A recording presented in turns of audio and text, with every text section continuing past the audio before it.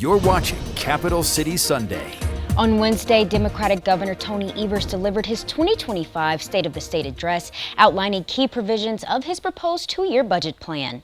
Governor Evers' remarks covered a wide range of issues, including lowering the cost of child care. In his biannual budget, Evers is proposing $300 million be allocated towards comprehensive mental health services in schools statewide. And violence and crime prevention will also be a high priority issue. Assembly Speaker Robin Vos confirming those proposals were unlikely to be approved by the legislature because they would require, quote, massive tax increases or massive spending cuts. What we heard tonight was Governor Evers' longest State of the State address, and it was chock full of liberal wishes, empty promises, and a whole lot of things that are not going to happen in Wisconsin. We're going to focus on three easy things: making sure that we have high educational standards with any increase in funding for our schools. We're going to make sure that if someone is here illegally and commits a crime, they are going to be deported by cooperating with ICE. And most importantly, we are not going to spend that surplus on growing the size of government. Joining me on the show this morning is Assembly Minority Leader Representative Greta Neubauer. Representative, thank you so much for your time. Thanks so much for having me. I want to first get your thoughts on some of the initiatives Governor Tony Evers proposed in his state address last week. These are the things we heard about from the people of Wisconsin when we were out on the campaign trail over the last year. And I really do want to emphasize a couple of these key points. Mental health. Something I hear about regularly from students, from families in my district.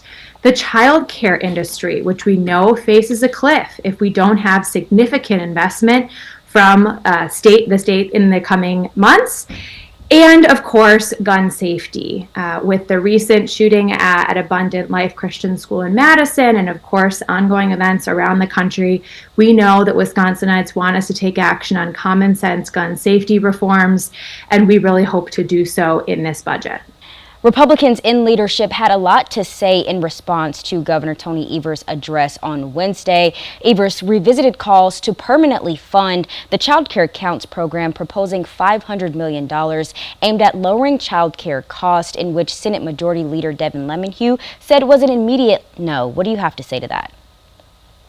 You know, it's really hard to understand when we are all out talking to the same people across the state of Wisconsin. As I mentioned, we've all been campaigning, often talking to the same voters in those purple districts, right? And what we hear is that people want us to focus on lowering their costs.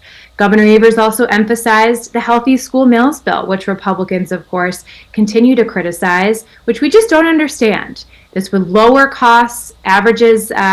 Average Wisconsin family would save about $1,000 a year on grocery costs with healthy school meals, and of course fill kids' bellies so that they can study and do well in school. And we also know that they need to be well. They need to have their mental health needs attended to if they are going to succeed long term in the state of Wisconsin.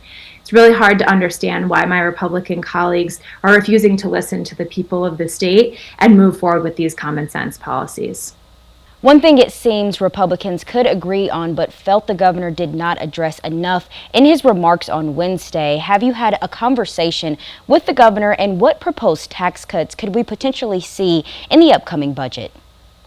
We're, of course, all waiting to hear from the governor himself about his additional budget proposals, but legislative Democrats and Governor Evers have always been unified in understanding that our job is to, number one, make sure the state is in a strong fiscal position for years to come.